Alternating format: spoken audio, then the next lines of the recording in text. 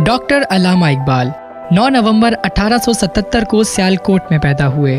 आपके ख़ानदान का ताल्लुक कश्मीर से था और ये लोग असल में सुप्रगोत के ब्राह्मण थे, लेकिन इनके बुजुर्ग आज से कोई 250 साल पहले मुसलमान हो गए थे। आपके वालिद का नाम शेख नूर मोहम्मद और वालिदा माजिदा का नाम इमाम बीबी था।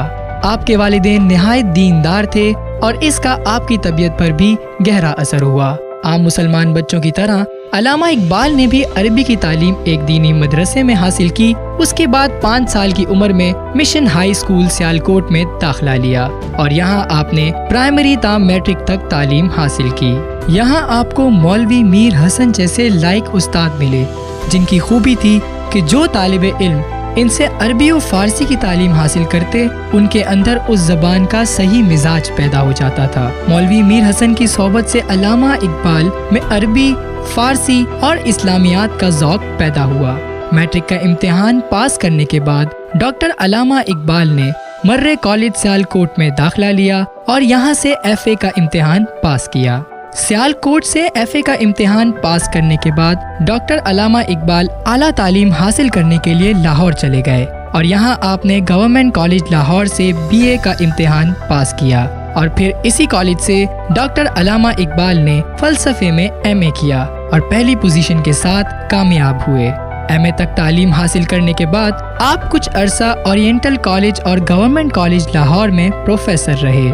इस वक्त तक अल्लामा इकबाल के दिल में इल्मी तहकीक का ज़ौक़ पैदा हो चुका था। इसी ज़ौक़ की बिना पर अल्लामा इकबाल मज़ीद इल्म हासिल करने के लिए 1905 में यूरोप रवाना हुए। इंग्लैंड से बैरिस्ट्रेट और जर्मनी से आपने PhD की डिग्री हासिल की। यूरोप का ये सफ़र आपके लिए बहुत मुफीद साबित हुआ कि एक तो आपको मगरबी तहजीब देखने का मौका मिला और इसी के सबब इस्लाम पर आपका एतकाद मज़ीद पुख्ता हो गया। 1908 में डॉक्टर अल्लामा इकबाल वतन वापस आ गए और लाहौर में क़याम पजीर हुए और कुछ अरसा वकालत करते रहे, लेकिन इसे मुस्तकिल पेशाना बनाया। इकबाल के स्कूल के ज़माने में ही उनकी तबीयत के असली जौहर चमकने लगे और इन्होंने शायरी की तरफ तवज्जो की। आपके वालिद मसनवी, जो कि मौलाना जलालुद्दीन रूमी की एक मशहूर फारसी की शायरी की किताब के आशिक थे और इसके शेर अक्सर पढ़ा करते थे। इस तरह इकबाल को शायरी का अच्छा खासा शौक बचपन में ही हो चला था। स्कूल के दौर में आपके शायरी के ज़ौक़ को मौलवी मीर हसन ने जिला बख्शी। मिर्जा दाग दहलवी इस जमाने के मशहूर शायर थे और इकबाल अपना कलाम मिर्जा साहिब के पास दुरुस्तगी के लिए डाक किया करते थे और इस तरह इकबाल को शायरी के इब्तदाई मराहिल में ही बेहतरीन उस्ताद नसीब हुए।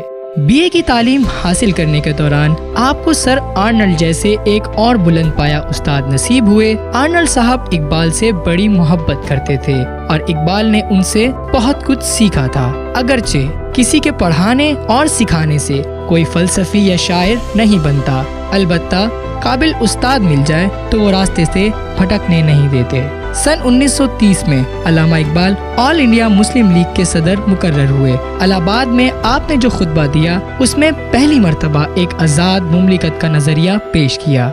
ये गोया पाकिस्तान के क़याम का पहला मुतालबा था, इसीलिए आपको मुफक्किरे पाकिस्तान भी कहा जाता है। इकबाल ने अपनी शायरी के जरिए मुसलमानों को ज़हनी तौर पर हुसूल पाकिस्तान के लिए तैयार किया। डॉक्टर अल्लामा इकबाल आम किस्म के शायर नहीं थे, उन्होंने शायरी को अपने अजीम मकसद और पैगाम का जरिया बनाया। अल्लामा इकबाल जैसे शायर सदियों में एक बार पैदा होते हैं।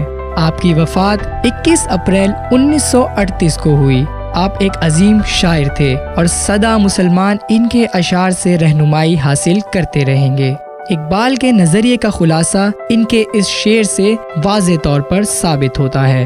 अपनी मिल्लत पे क़यास अक़वामे मग़रिब से ना कर, ख़ास है तरकीब में क़ौमे रसूले हाशमी।